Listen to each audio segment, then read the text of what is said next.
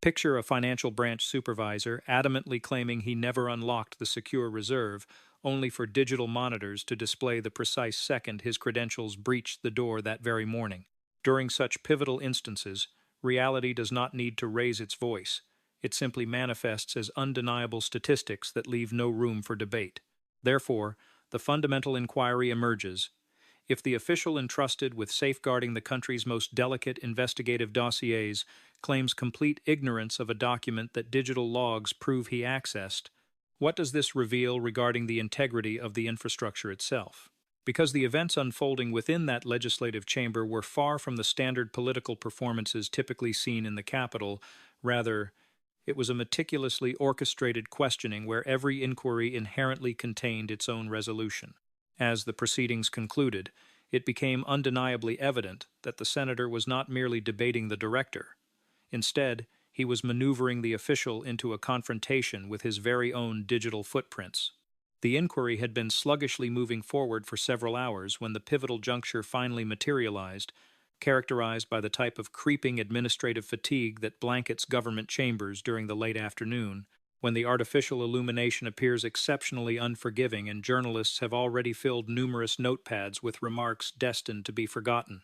By that specific juncture, the director had already weathered inquiries from multiple lawmakers who tackled the highly sensitive historical case from every conceivable angle, and each individual had employed a distinct tactic in an attempt to extract transparent answers from him.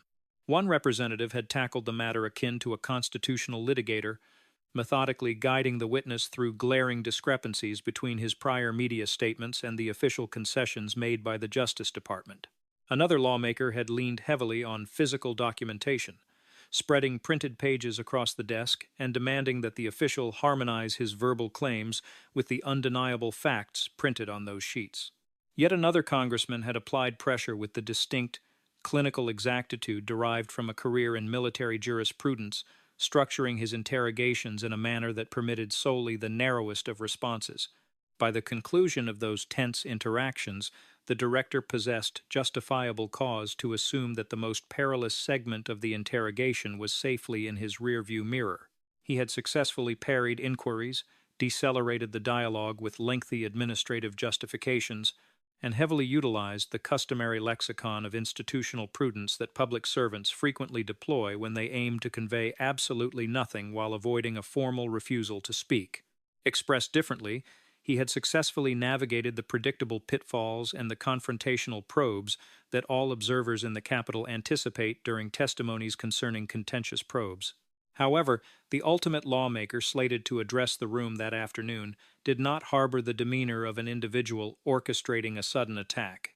The gentleman from Louisiana leaned forward in his seat, bearing the unbothered, tranquil countenance that has seamlessly evolved into his signature aesthetic during parliamentary proceedings.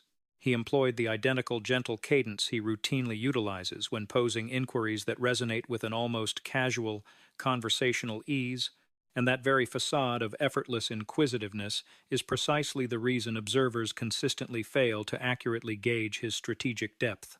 The senator's outward disposition is intentionally engineered to disarm, blending cordiality and subtle wit in a manner that creates the illusion he is merely pondering aloud whenever he voices a question. Nevertheless, prior to his foray into the political arena, he dedicated decades to the academic sphere, rigorously analyzing and instructing on jurisprudence, and that extensive background bestowed upon him a methodological approach that seasoned interrogators immediately identify. Within the boundaries of the legal profession, this methodology is recognized as a controlled examination, and its efficacy stems from the reality that the questioner never presents a query without already possessing the irrefutable answer. Every maneuver is meticulously orchestrated beforehand, not with the intent of aggressively dominating the individual testifying, but rather to softly shepherd them toward declarations that will inevitably clash with established documentation. When the senator ultimately initiated his dialogue that afternoon, he refrained from launching into fiery indictments or delivering grandiose monologues concerning morality or hidden agendas. Instead, he methodically flipped open a file, briefly scanned a document, and subsequently elevated his gaze toward the director, maintaining the identical serene disposition he had projected for the entirety of the session. "Director," he articulated with his signature, measured Southern cadence, "I wish to pose a remarkably straightforward inquiry to you." Those spoken terms did not exude any hostility, and perhaps that served as the primary reason the assembled audience failed to instantaneously comprehend the gravity of the impending moment, because within parliamentary hearings, the most lethal inquiries frequently masquerade as the most innocuous. The legislator paused fleetingly before proceeding, seemingly deliberating on the most effective phrasing for his probe. "Have you ever personally laid eyes upon the controversial archives?" he inquired. That was the entirety of the probe, a singular sentence articulated, devoid of any theatrical inflection, representing the type of inquiry that might seem inconsequential following hours of convoluted testimonies regarding investigative protocols. Yet, the sheer elegance of the question constituted its profound potency, effectively dismantling every potential evasion except for the unvarnished reality. The director faltered for a brief moment prior to formulating his response, and that microscopic delay was sufficiently pronounced that numerous journalists in the gallery reportedly shifted their attention away from their notepads. "I have not personally scrutinized the entirety of the collection," the official articulated with profound caution, "but I have evaluated a substantial portion." Upon initial consideration, the reply resonated as a guarded concession that he possessed at least a rudimentary awareness of the contents. However, the senator did not permit the statement to linger unchallenged in the atmosphere for more than a fleeting second. "No," he softly interjected, cutting off the response with a startling degree of resolution. "I was not inquiring about condensed reports," the lawmaker pressed on, maintaining a courteous yet profoundly concentrated demeanor. "I asked you a remarkably precise question. Have you ever personally laid eyes upon these specific case files?" He inclined his posture slightly forward while articulating this, elucidating his position to guarantee the absolute eradication of any potential misinterpretation. "With your own hands, with your own vision," he appended, accentuating the tangible, physical nature of his inquiry, and abruptly, the entire chamber comprehended that the legislator was tightening the parameters in a manner that obliterated the protective vagueness the official had attempted to deploy. The director repositioned himself in his seat before, addressing the inquiry once more, selecting his vocabulary with an even greater degree of circumspection. "The documents reside within our digital infrastructure," he commenced, endeavoring to navigate the dialogue back toward administrative protocols rather than individual interaction.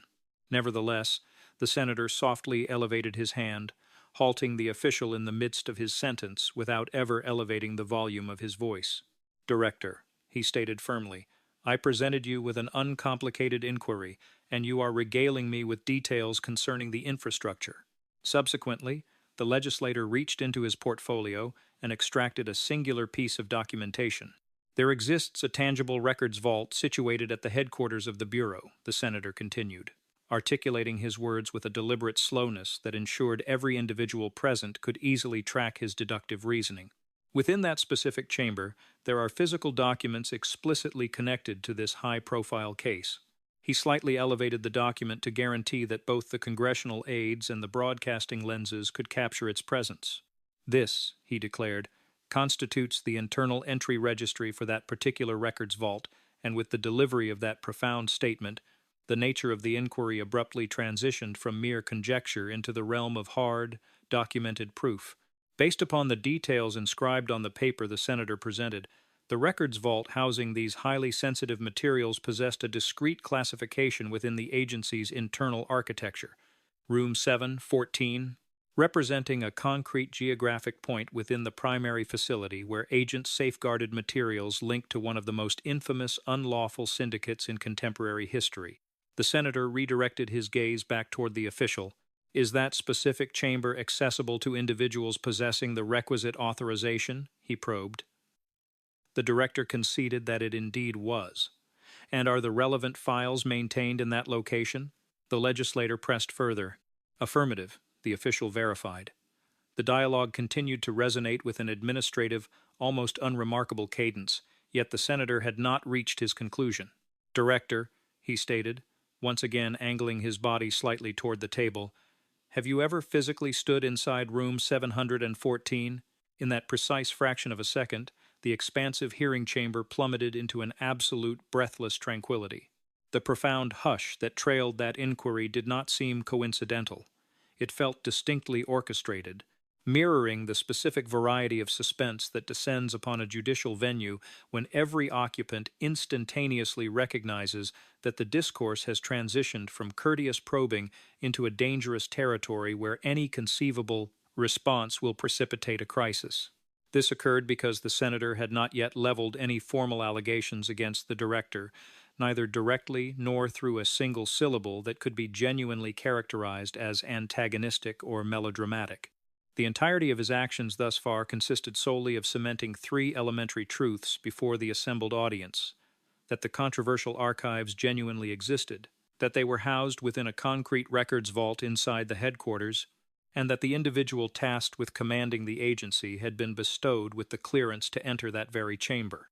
Now, the ultimate variable of the logical puzzle hovered in the atmosphere, anticipating completion by none other than the director himself. Had he physically crossed that threshold, or had he remained outside? Furthermore, the inherent peril of that specific inquiry was glaringly apparent to anyone acquainted with the mechanics of internal investigations. If the official replied affirmatively, the subsequent inquiry would be utterly inescapable.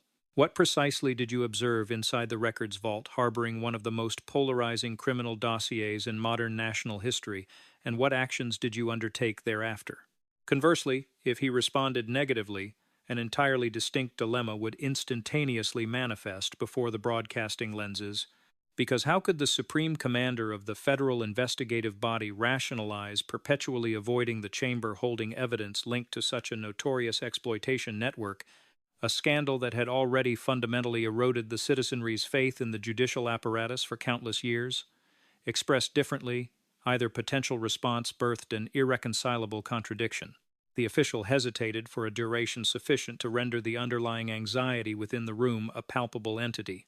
It represented the precise form of delay that legal professionals detect immediately, as it broadcasts a strategic computation occurring in real time, an unspoken endeavor to gauge which iteration of reality inflicts the least amount of collateral damage.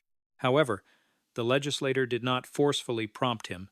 He remained seated placidly, his hands reposing on the wooden surface, observing the testifier with the identical serene demeanor he had exhibited when the examination commenced, recognizing that unwavering patience remains one of the most formidable instruments in a controlled cross-examination. Ultimately, the official broke the silence, his response measured and meticulously structured using phraseology intended to evade fully anchoring himself to either trajectory.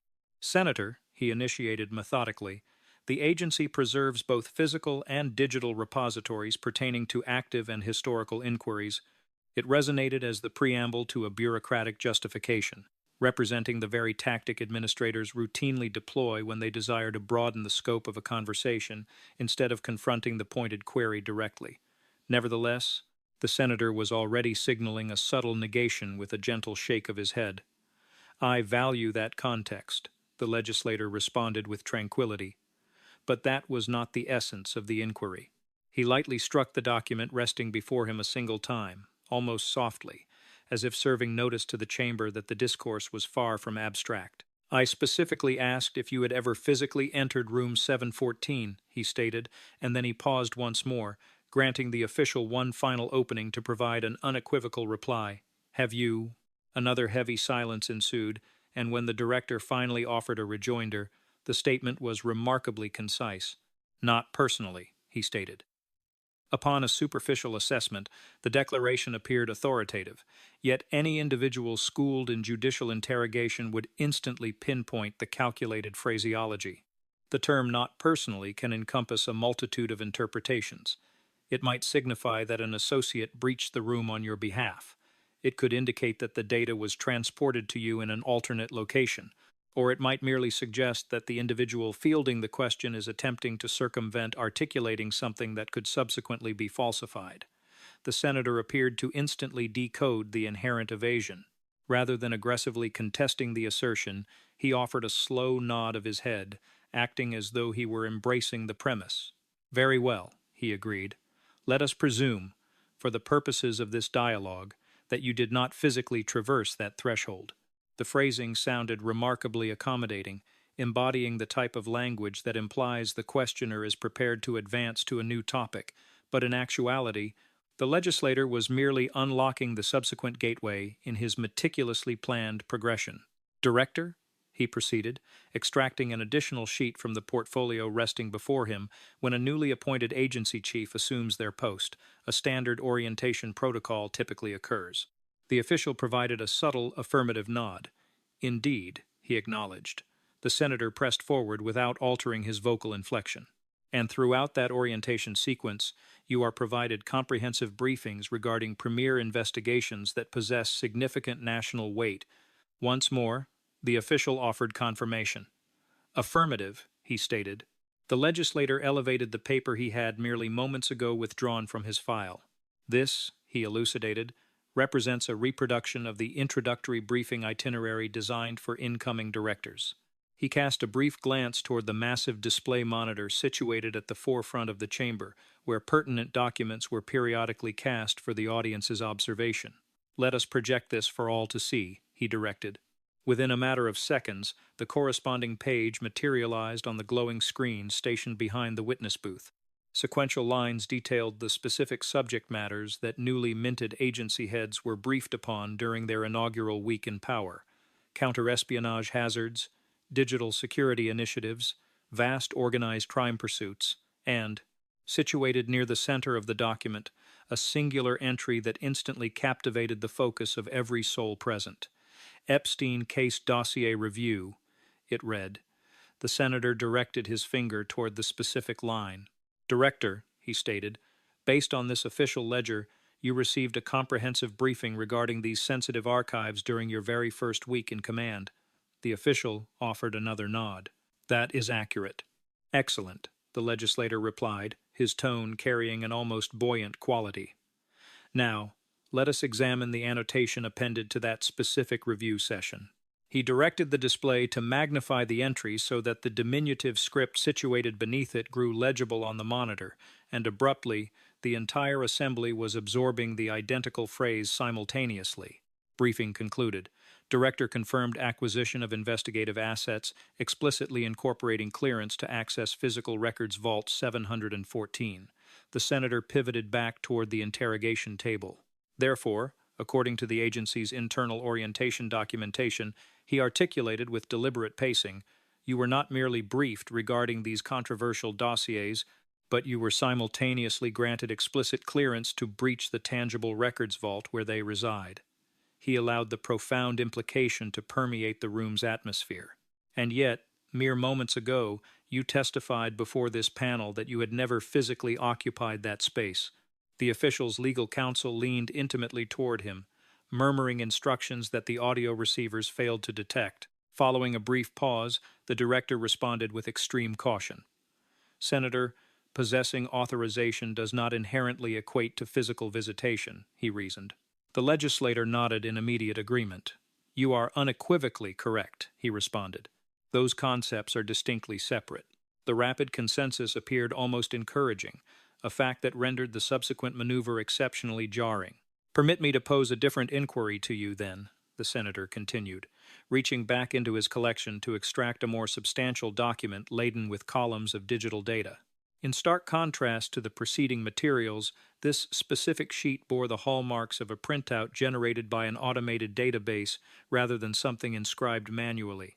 This, he clarified, is an internal digital footprint registry harvested from the agency's primary database. He locked his eyes back onto the official. The organization preserves detailed logs that chronicle precisely when cleared personnel interact with investigative dossiers, the senator elaborated. These logs reveal the specific workstation utilized, the exact chronological timestamp of the interaction, and the precise document that was unsealed. He slightly raised the document into view. And, Director, a singular entry logged on this registry warrants profound scrutiny. The entire audience perceptibly leaned forward as the datasheet was magnified onto the primary screen. A cascading column of chronological stamps populated the leftward margin, with each distinct line signifying a specific instance when an individual navigating the agency's network had successfully breached a secure folder. The legislator aimed his gesture at a specific timestamp positioned near the document's center. February 3rd, 2025, 7:34 a.m. He allowed the stark reality of that chronological marker to linger before proceeding. This specific notation confirms that the primary master file for this controversial case was unlocked via workstation number 4471. The senator momentarily averted his gaze back down to the physical paper. Based on the internal hardware directory, workstation 4471 is physically stationed within the primary office suite of the agency director. Subsequently, he stared unflinchingly at the official. "Director," he inquired with absolute composure, "does workstation 4471 serve as your dedicated personal terminal?" The paralysis that enveloped the room was immediate and undeniable. Even the journalists furiously transcribing the events appeared to decelerate their typing as they anticipated the impending response. This reaction was justified, because if the digital registry proved valid, then the agency's own infrastructure was preparing to violently clash with the testimony the official had provided mere minutes prior. Following a microscopic delay, the official broke the silence. "Affirmative," he murmured softly. The legislator provided a single, acknowledging nod. Consequently, based on the Bureau's verified electronic archives, he stated, "The primary case file was unlocked from your personal office terminal at precisely 7:34 a.m. on the morning of February 3rd, 2025. He shifted his weight forward, deliberately interlacing his fingers upon the wooden desk. "And yet, when I queried you a short while ago regarding whether you had ever laid eyes upon these specific files," the senator pressed onward, "you assured this panel that your exposure was strictly limited to condensed executive summaries." The irreconcilable discrepancy now suspended in the room's atmosphere, carrying the tangible weight of a physical object. One declaration originated from the testifier. One irrefutable data point originated from the internal network. Both realities could not coexist as truth. The legislator exhibited profound patience. He refrained from elevating his volume. He refrained from branding the official as deceitful. He merely permitted the chasm separating those two conflicting realities to widen until it became utterly impossible to overlook. "Director," he finally articulated, his cadence remaining tranquil yet unequivocally forceful, "what precise activities were you engaging in on your personal terminal at 7:34 a.m. that specific morning?" The query lingered in the vast chamber much like the resonant echo of a struck chime that staunchly refuses to dissipate. This was because, by that specific juncture, the parliamentary session had seamlessly traversed an unseen boundary, moving from a standard conversational exchange into the realm of stark contradiction. Every soul present within that enclosure comprehended that the ensuing reply would dictate whether the documentation placed before them amounted to mere administrative static or signified the inception of a profoundly critical crisis. The senator did not raise his voice in indignation, nor did he theatricalize his posture by looming over his desk, and he explicitly avoided outright accusing the director of perjury. This restraint was employed because, within the framework of a controlled cross-examination, the architect of the inquiry never delivers the direct accusation. Rather, he strategically permits the witness to manufacture their own indictment through their desperate attempts to evade the unyielding proof that is already resting securely on the table. Therefore, the legislator simply exercised patience, his hands neatly folded atop the portfolio that had already yielded multiple devastatingly inconvenient records that afternoon. Directly across from him, the official subtly adjusted his position, and the broadcasting lenses managed to capture the microscopic nuances that the general public might have overlooked without intense scrutiny. The clenching of the jawline, the microscopic hesitation before drawing a breath, the swift, fleeting look directed at his legal counsel. This collective understanding permeated the room because every observer recognized that the chronological sequence the senator had just projected onto the monitor was not a product of theoretical deduction. It constituted a hardened historical record. February 3rd, 2025, 6:15 a.m. An inbound communication originates from the Executive Branch's National Security Council, directed to the agency chief suite, 7:34 a.m. The controversial primary dossier is breached via the chief's dedicated terminal, and subsequently, later that identical afternoon, an official mandate is executed, effectively terminating all investigative maneuvers associated with the syndicate's case. Three distinct occurrences, consolidated within a single day, and presently, one glaringly unaddressed inquiry positioned squarely among them. What definitive actions transpired in the intervening hours connecting those isolated events? The official parted his lips, seemingly marshaling his words for a retort, yet he abruptly aborted the attempt. This pause was devoid of the dramatic flair that elected officials frequently orchestrate during public hearings to maximize visual impact. Rather, it represented the profound stillness of an individual meticulously computing the catastrophic legal ramifications tethered to every conceivable sentence before making the agonizing choice of whether to vocalize anything at all. The senator observed this internal struggle with unyielding patience, as silence poses absolutely no obstacle to an interrogator who already possesses a complete understanding of the documented reality. Eventually, the official found his voice, yet his subsequent declaration vehemently bypassed the core of the inquiry. Senator, he commenced with a slow, deliberate cadence.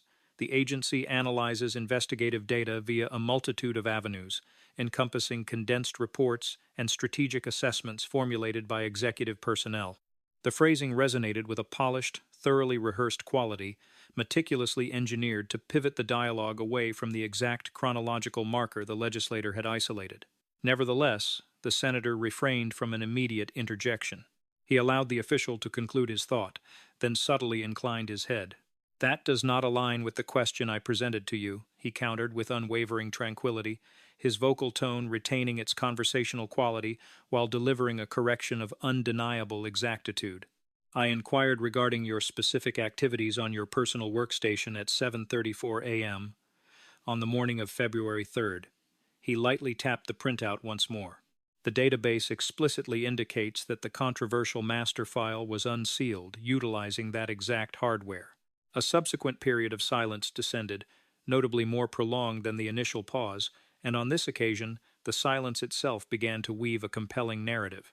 This phenomenon occurs because when an individual genuinely lacks the knowledge to satisfy a query, they typically express that ignorance with immediacy. Conversely, when an individual possesses the precise knowledge and is desperately scouring their mind for an iteration of the narrative capable of withstanding intense scrutiny, the ensuing delay manifests visibly within every microscopic gesture. Journalists, reflecting on the event, subsequently characterized this precise instant as the juncture where the proceedings shed the facade of routine congressional oversight and adopted the severe atmosphere of a rigorous judicial cross-examination. And, in a very tangible sense, that is the exact metamorphosis that had transpired. The legislator then executed a nuanced maneuver. He reached back into his portfolio and extracted yet another individual document, representing the final piece of evidence he had transported to the session. "Director," he announced, "there remains one supplementary item I wish to bring to your attention." The document materialized on the central display, and upon an initial glance, it diverged significantly from the complex network registries and orientation schedules presented previously. This specific artifact was notably more concise, less complicated, and fundamentally administrative in nature, a formal administrative directive. Positioned at the absolute bottom of the document rested an authorization line, and the specific nomenclature gracing that line belonged to the director. This specific mandate, the legislator methodically elucidated, was formally executed on February 3rd, 2025, at roughly 2:30 inches the afternoon. He shifted his focus back toward the official. It explicitly commanded the immediate cessation of all investigative pursuits connected to this controversial syndicate pending supplementary internal evaluations. The senator deliberately paused, providing ample time for the undeniable linkage between the various documents to solidify within the consciousness of every individual observing the spectacle. Following this, he reiterated the chronological sequence, yet on this occasion, he articulated each temporal marker as if he were deliberately placing immovable stepping stones along a path that offered no opportunity for circumvention. 6:15 inches the morning, the executive branch places a call to your suite. 7:34 inches the morning, the primary investigative dossier is unlocked via your dedicated hardware. 2:30 inches the afternoon, The entire probe is indefinitely suspended per your explicit authorization. He methodically interlaced his fingers once more. Three distinct occurrences, the senator stated softly, all transpiring within the confines of a single solar cycle. Not a single soul within the expansive chamber offered a comment. The necessity for speech had vanished because the sheer deductive weight of the sequence had already commenced bearing down upon the witness booth with crushing intensity. The official's legal counsel leaned intimately toward him yet again, whispering advice that eluded the sensitive microphones, although several seasoned journalists later noted that they recognized the terminology based on their extensive exposure to federal tribunals. Executive privilege. A brief moment later, the official spoke once more. Senator, he articulated with painstaking care, there exist dialogues involving the executive branch that I am not authorized to disclose within this public forum. The legislator offered a slow nod of comprehension. I fully grasp that concept, he responded, his cadence remaining serene and seemingly compassionate, a juxtaposition that rendered his subsequent statement substantially more piercing. Executive privilege serves to shield direct dialogues involving the chief executive, the senator elaborated. That is undeniably accurate. He inclined his body marginally closer to his audio receiver. However, here lies the critical element I am struggling to comprehend. The legislator's volume never experienced an artificial surge, yet the sheer lucidity of his inquiry sliced through the atmosphere akin to a pristine line etched across a blank canvas. Does the authority of executive privilege possess the capacity to unilaterally terminate an active criminal probe? The official refrained from providing an immediate rebuttal because the senator had masterfully repositioned the entire framework of the discourse from a matter of individual propriety to a profound question concerning systemic authority. This strategic pivot drastically amplified the inherent risks of the confrontation, elevating them far beyond the professional survival of the singular bureaucrat occupying the hot seat. If the response yielded a positive affirmation, it fundamentally implied that a secluded dialogue occurring strictly within the highest echelons of government possessed the unfettered capability to paralyze a formal inquiry into illicit activities that had already severely compromised the nation's confidence in its own justice. Infrastructure. Conversely, if the answer proved negative, then the meticulous chronology the senator had projected onto the screen suddenly began to resemble a fundamentally more sinister scenario.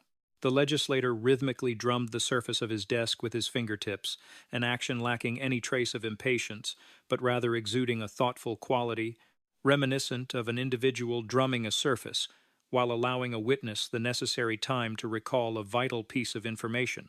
Permit me to frame this scenario from an alternative perspective, he suggested. The administration contacts you, you proceed to unseal the controversial archive, and a mere matter of hours later, the entire investigation is summarily paralyzed. He raised his gaze to meet the official's eyes once more. That sequence of events strongly defies the characteristics of mere happenstance. Another protracted period of absolute silence materialized, and during this instance, the broadcasting lenses successfully documented a tangible shift in the official's outward demeanor. It was neither a manifestation of rage nor a display of insubordination, but rather the palpable, unmistakable strain of a man grasping the terrifying reality that every single avenue of escape from this specific moment currently fed directly into the unalterable official record.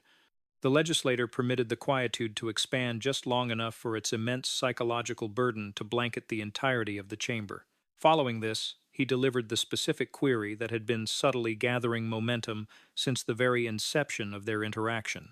Director, he enunciated with a slow, deliberate rhythm, carefully pronouncing each syllable to absolutely preclude any possibility of misinterpretation, following your review of that specific dossier, and at the exact moment you applied your signature to that mandate, he paused briefly for emphasis. On whose explicit instruction were you operating? For the premier occasion since the proceedings had commenced, the official offered absolutely no verbal response.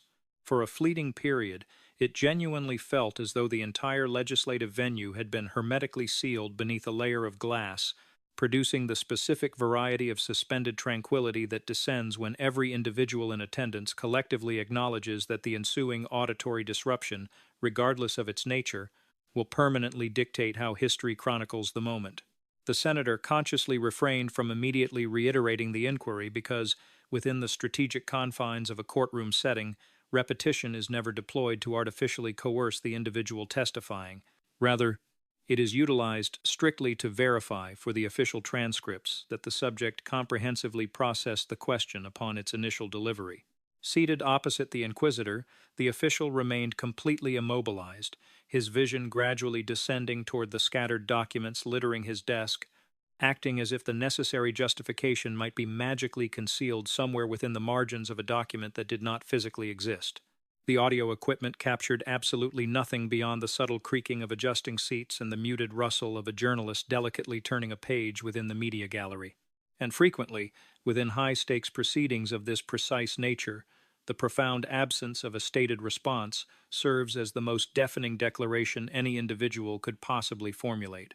The legislator subtly reclined into the backing of his seat and calmly intertwined his fingers, his facial expression remaining resolutely unchanged, projecting the aura of a man who firmly believed the resulting silence had already abundantly provided the exact validation his records required.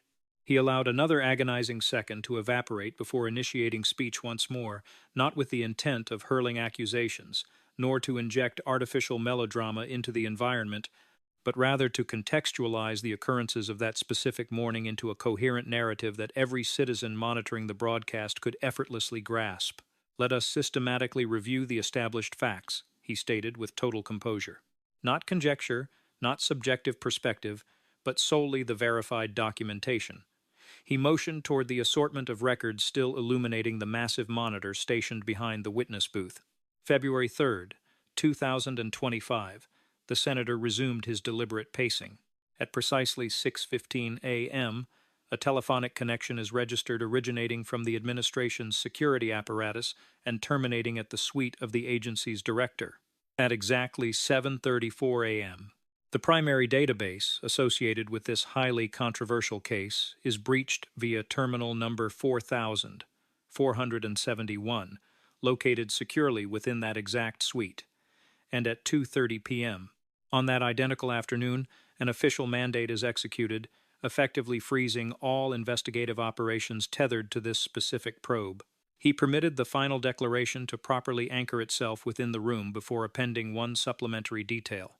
And the individual responsible for executing that mandate is currently seated directly in front of me. No voices rose in interruption. No legal objections were lodged, simply because every distinct element of the chronological sequence the senator had articulated had already been formally inducted into the evidentiary record via the visual exhibits displayed mere minutes earlier. In the vast majority of governmental inquiries, this represents the precise threshold where the volume escalates dramatically, where fiery indictments begin ricocheting throughout the chamber, and where ideological divisions instantly calcify into entirely foreseeable partisan bickering. However, that predictable deterioration simply did not manifest in this instance. The senator steadfastly refused to elevate his volume. He never resorted to labeling the official as a fabricator of truths. He merely retraced the chronological timeline using universally accessible terminology, ensuring that the broader citizenry observing from their residences could seamlessly track the logical progression without necessitating a specialized legal education. "The administration initiates contact," the senator murmured with quiet intensity. "The controversial dossier is unsealed. The active investigation is summarily terminated." He then paused, casting a brief, sweeping glance across the assembled audience, seemingly validating the fact that every soul in attendance was bearing witness to the identical, indisputable progression of events. "I am not formulating a formal allegation," he clarified further. "I am merely posing a query." And through the articulation of that singular sentence, the fundamental nature of the proceeding metamorphosed from a standard ideological clash into an event resembling a profound moral reckoning.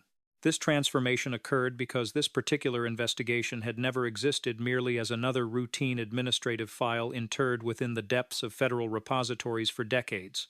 It had consistently embodied a substantially more significant concept within the collective consciousness of the public.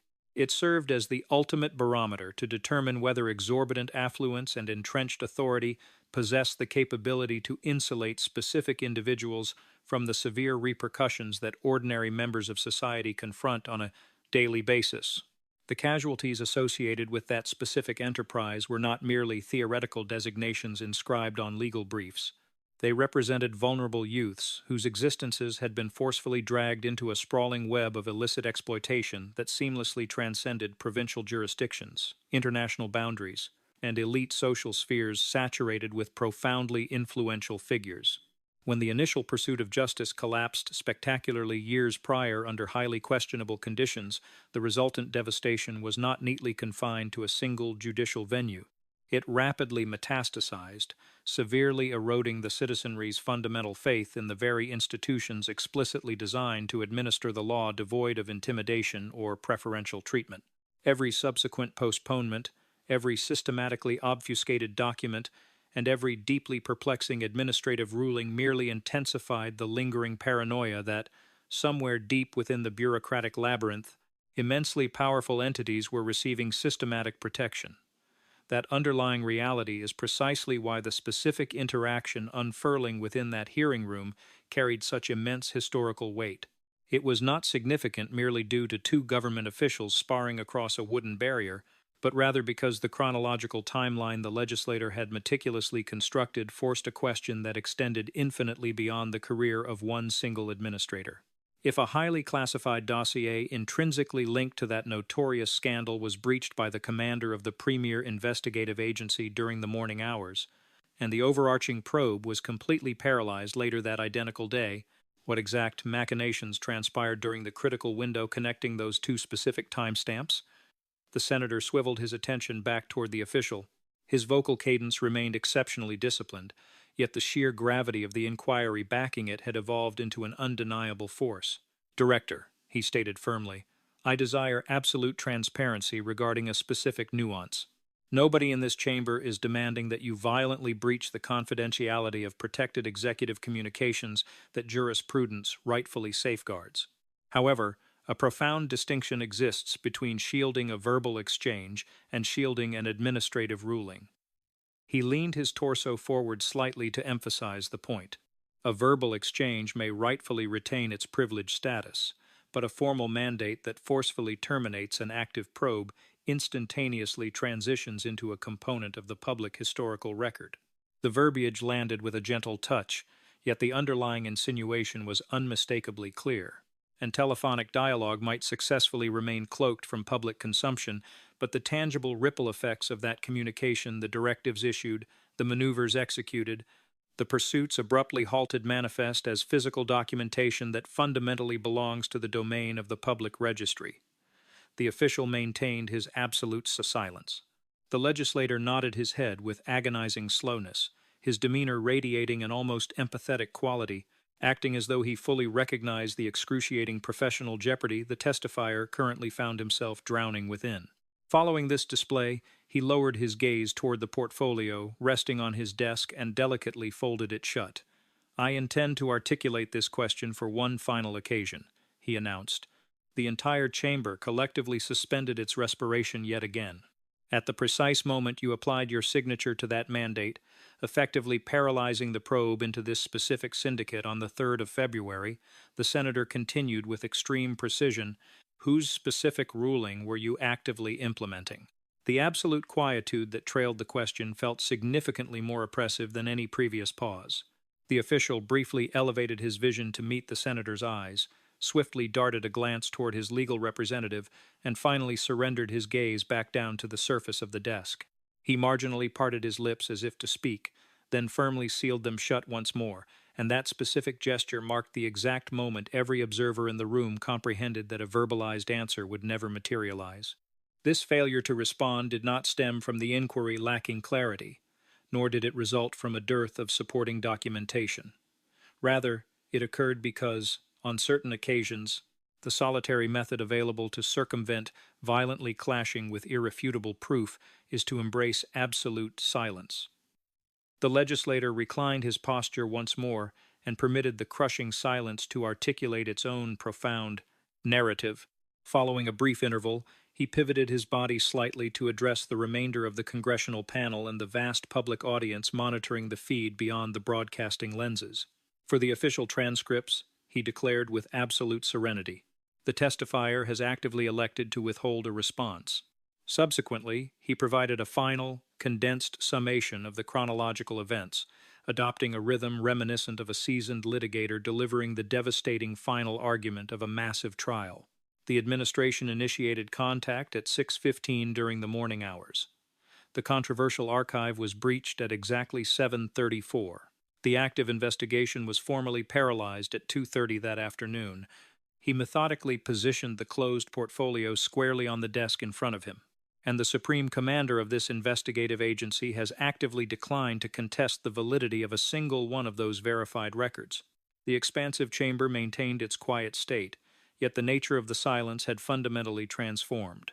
It no longer carried the anxious energy of uncertainty. Instead, it resonated like the deeply satisfying tranquility that instantly follows the precise moment.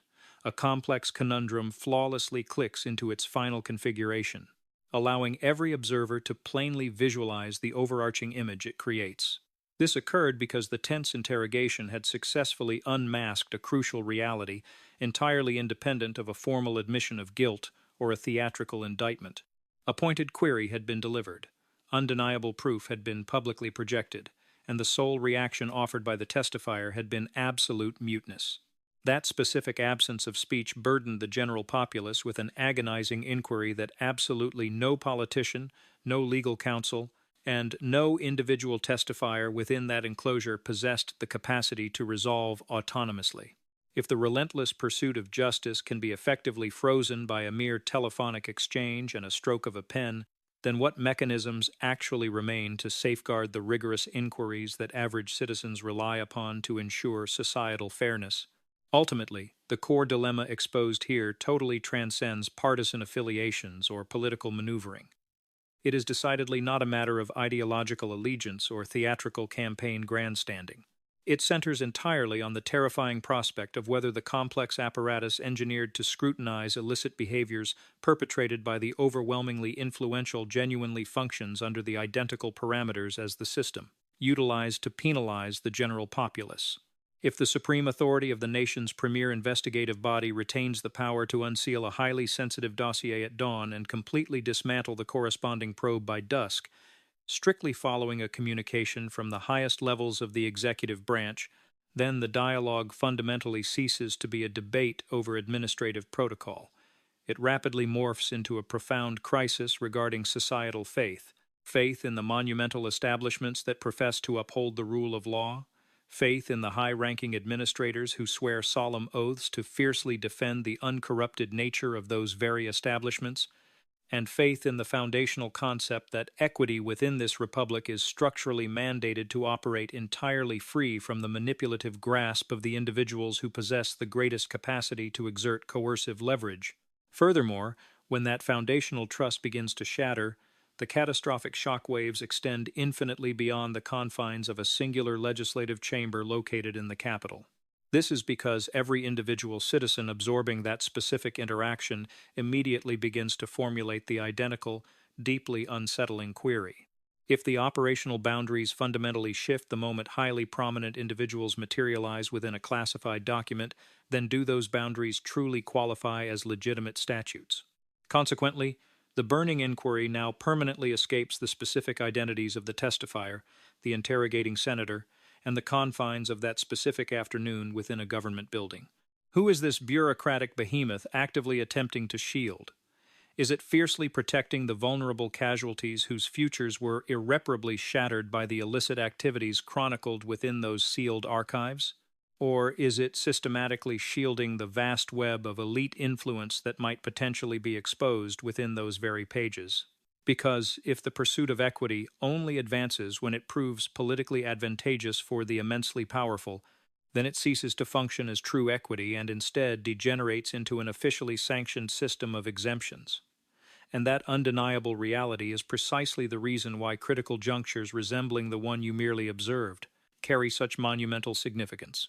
It is not because they instantly generate neatly packaged resolutions, but rather because they forcefully drag the most uncomfortable inquiries into the glaring illumination of the public square, allowing the broader citizenry to scrutinize them without obstruction. If you firmly maintain the conviction that legislative proceedings of this nature must inevitably yield tangible, systemic accountability, it is imperative to ensure that this crucial discourse does not simply perish within the walls of that chamber, mirroring the abrupt termination of the video feed. To guarantee a wider audience bears witness to these events, please contribute a comment and share your unvarnished perspective regarding the startling chronology that was laid bare today. Disseminate this narrative among any individuals who place a premium on absolute transparency regarding governmental oversight protocols. Additionally, if you possess the desire to continuously monitor the subsequent developments in high-stakes scenarios such as this, where unyielding documentation, administrative rulings, and glaringly unaddressed inquiries violently intersect, ensure you subscribe to the platform and activate all notification alerts. Because, on frequent occasions, the absolute most illuminating detail within a complex inquiry is never the verbal justification an individual provides. Rather, it is the exact, agonizing moment they find themselves utterly incapable of providing one at all.